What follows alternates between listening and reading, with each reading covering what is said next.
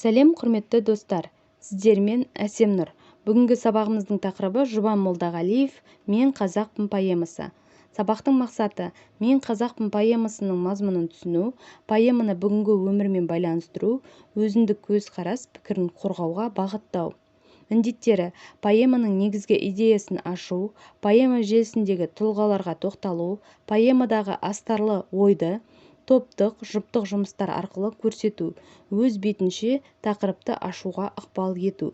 Ұйымдастыру бөлімі оқушыларды түгендейді, сабаққа дайындығын қадағалайды, бүгінгі күндеріне сәттілік тілейді.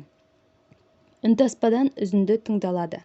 Күннің шуағында «Мен кіммін» сұрағына жауап беру арқылы күннің әр сәулесіндегі патриоттық сөздермен топқа бөлінеді.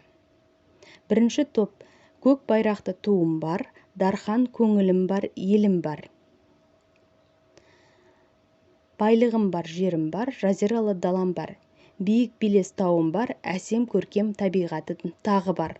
Сарқылмайтын өзен көлім ол да бар, мен қазақпын.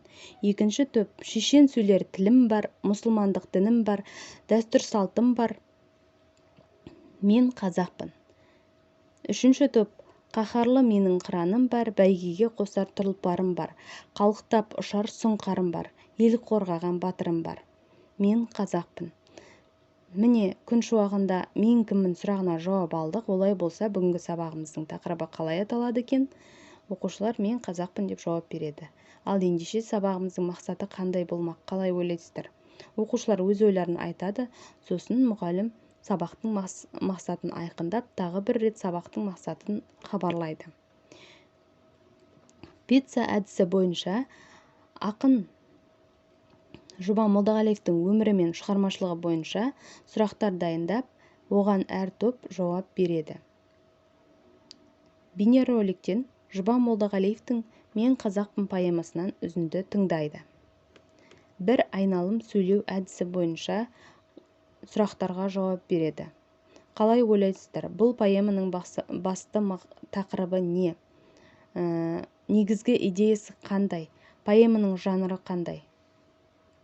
Ойлан, жұптас, бөліс әдісі бойынша поэманы іштей оқып, сосын коктейль таяқшаларымен жұпқа бөлісіп, топта талқылайды. Жұбан шығармашылығынан қазақтың нағыз ұлттық поэзиясын көреміз бе? Поэманың қандай кезеңдерінде оқиға сипатталады және қай ғасырды қамтиды деген сауалдар бойынша постер қорғап, поэманы оқу барысында өздеріңіз түсінеді.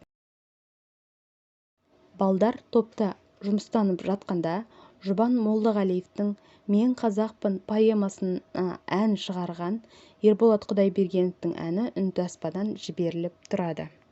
Екі жұлдыз бір тілек арқылы топтарға өзара бағалайды.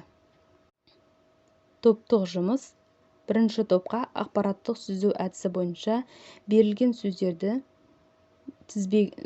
тізбегінен ұлттық болмыс, рухани болмыс кілті тақырыбында ой толғау жазу. Болашаққа, мектеп, елі үшін, жаңғырудың, тәжірибе, ақын, сабақ, фильм, үлгі, сана деген сөздер беріледі.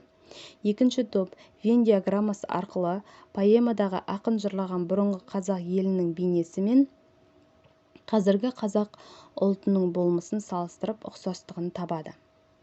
Үшінші топ өздеріңіз куә болғандай, ақын жырлаған поэмадағы арман мақсаттардың бірі егеменді тәуелсіз ел болу болатын болса, біз бүгінгі мәңгілік елдің болашақ қыранында екеніміз айқын.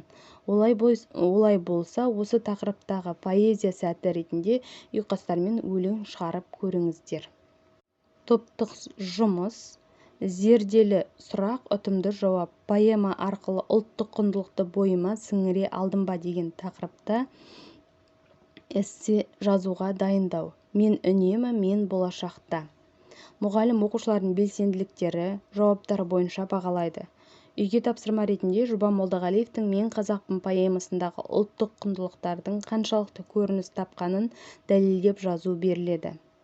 Рефлексия ретінде қыран сурет беріледі. Оның артына балалар мынадай сөздерді жазуы мүмкін: елін қорғайтын, өз отанын сүйетін, адалдықты сүйетін, еліне қызмет ететін, тілін дінін сатпайтын, намысты қолдан бермейтін, ел сенімін ақтайтын мәңгілік ел ұланы мен қазақпын, дейді. Мұғалім қорытынды сөз ретінде мына сөзді айтады: мақсатқа жету үшін біздің санамыз, ісіміз озып жүру керек, яғни одан бұрын жаңғырып отыруы тиіс. Елбасы сіздерге сенеді, өйткені болашақ сіздердің қолдарыңызда. Бүгінгі таңда жан-жақты даму барысында білім саласында да басқа елдермен теңдес дәрежеге жетті. Міне сондықтан бүгінгі рухани жаңғыруымызды жаңғыртатын сіздерсіздер. Мен қазақпын күннің ортасына жазылады, әр тармағына хормен елін қорғайтын, жерін сүйетін деген сөздер жазылады. Осымен сабақ аяқталады. Назар қойып тыңдағандарыңызға рахмет. Сіздермен болған Әсемнұр. Каналға тіркеліп, лайк басып, комментарий қалдыруды ұмытпаңыз.